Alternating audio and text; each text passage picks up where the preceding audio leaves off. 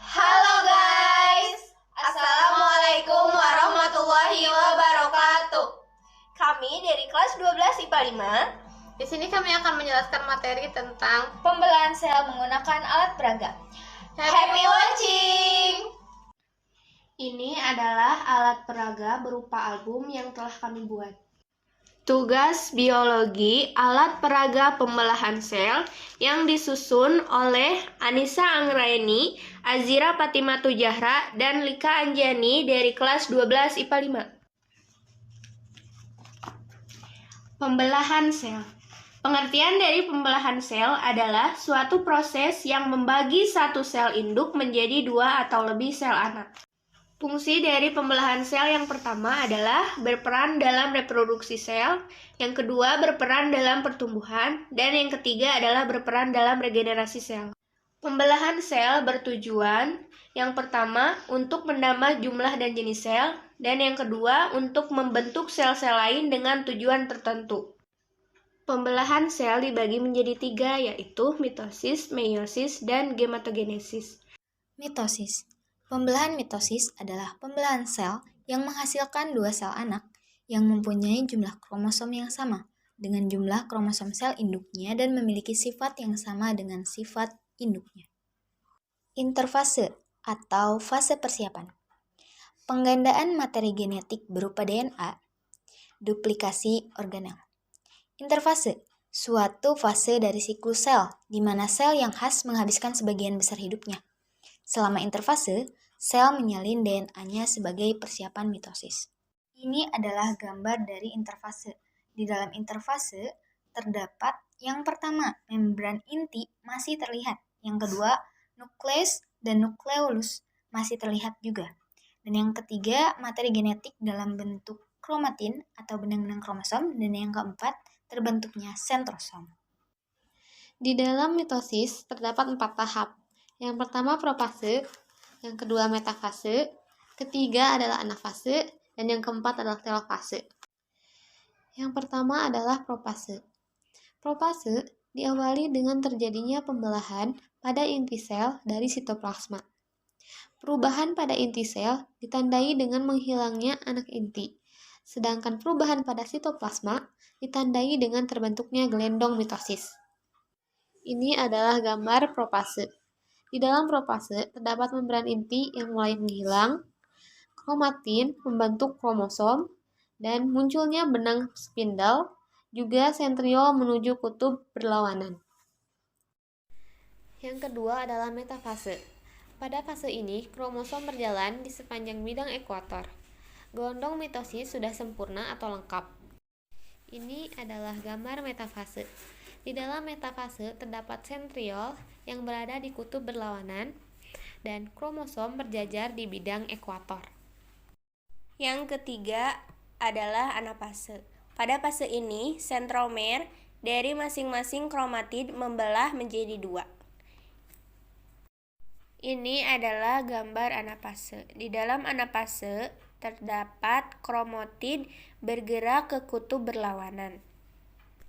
Yang keempat adalah telofase. Fase ini merupakan fase akhir mitosis. Pada fase ini, kromatid-kromatid mengumpul pada kutub-kutub. Ini adalah gambar telofase.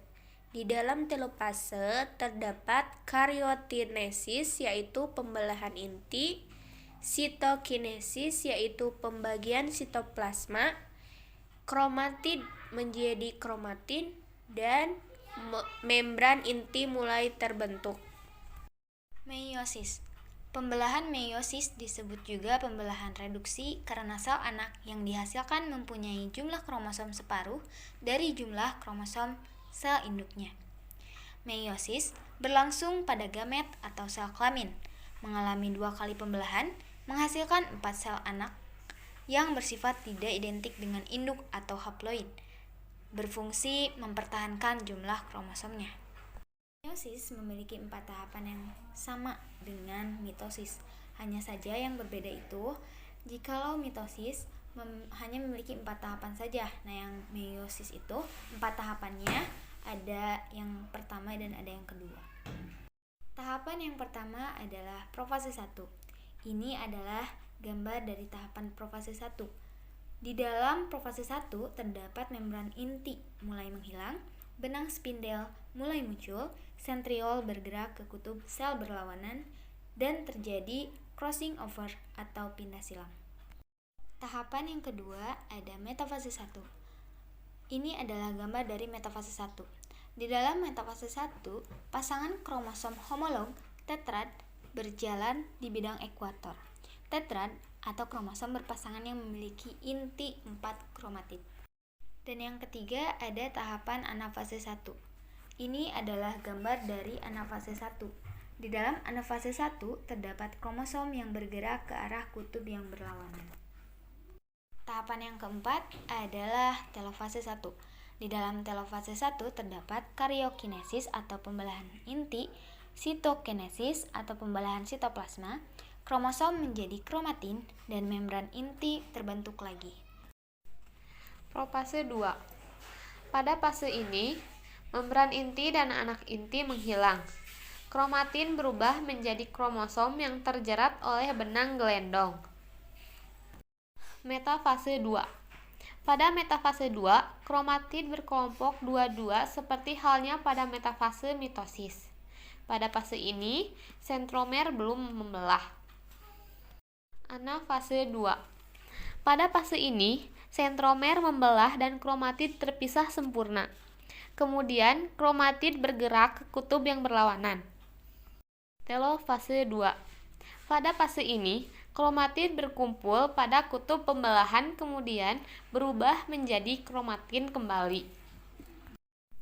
Bisa dilihat, ini adalah gambar dari profase 2, metafase 2, anafase 2, telofase 2, dan 4 sel. Gametogenesis adalah proses pembentukan sel gamet. Proses ini terjadi pada hewan dan tumbuhan.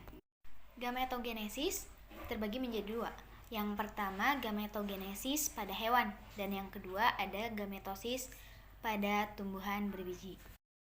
Gametogenesis pada hewan terjadi di dalam alat kelamin jantan dan betina. Gametogenesis hewan dibedakan menjadi 2. Yang pertama adalah spermatogenesis. Spermatogenesis adalah proses pembentukan sel gamet jantan atau spermatozoa. Dan yang kedua ada oogenesis. Oogenesis adalah pembentukan sel gamet betina atau ovum. Yang kedua adalah gametogenesis pada tumbuhan berbiji, yang dibedakan menjadi 2, yaitu mikrosporogenesis. Mikrosporogenesis adalah proses pembentukan gamet jantan atau serbuk sari. Dan yang kedua ada makrosporogenesis. Makrosporogenesis adalah proses pembentukan gamet betina atau ovum. Sekian dari kelompok kami. Wassalamualaikum warahmatullahi wabarakatuh.